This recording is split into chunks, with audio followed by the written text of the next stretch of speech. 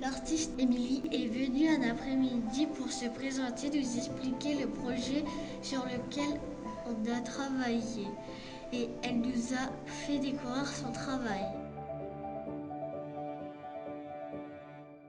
Elle nous a dit qu'on allait créer un livre sur les coins.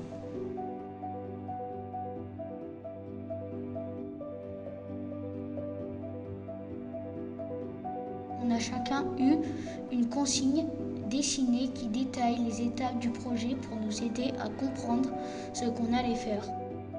Le premier jour, Émilie nous a donné des mots nuit, ombre, peur et coin. On choisissait un papier de couleur à laquelle ça nous faisait penser. Puis sans utiliser de crayon, on a découpé directement une forme qui nous faisait penser aux mots.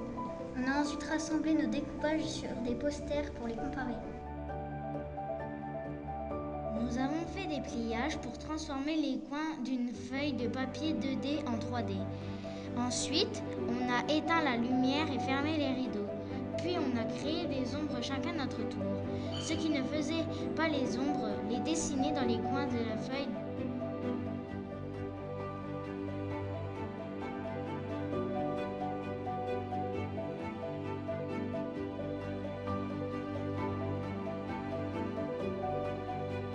On a sélectionné 26 ombres pour les associer aux lettres de l'alphabet pour pouvoir écrire notre histoire et créer les personnages.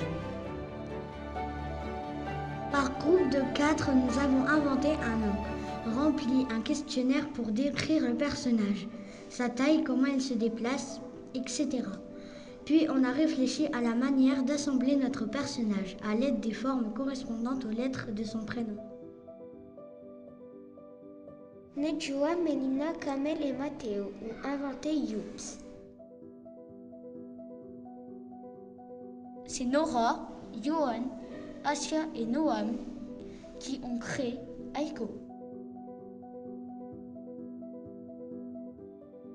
Calmino a été créé par Kylian, Clarisse, Naëlia et Nolan. Et Mathis, Chloé, Timéo et Émilie ont inventé Luta.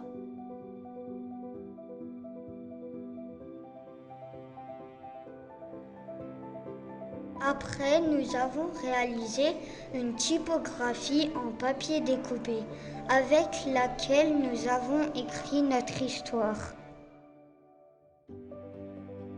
Une fois nos personnages créés, nous avons répertorié tous les coins présents dans l'école et dans la cour. Chaque groupe a choisi le coin où allait vivre son personnage dans l'école. Nous avons dessiné le plan de l'école et placé des repères. C'était ensuite le moment de réfléchir à l'histoire. Nous avons fait un brainstorming et voté pour le titre de notre livre. Grâce à un schéma narratif, nous avons pu noter toutes nos idées pour ensuite sélectionner celles que l'on préférait. L'étape d'après a été de mettre en place un storyboard pour faire la maquette sur le livre. Les dernières séances, nous avons réalisé l'affiche et les cartels pour préparer l'exposition.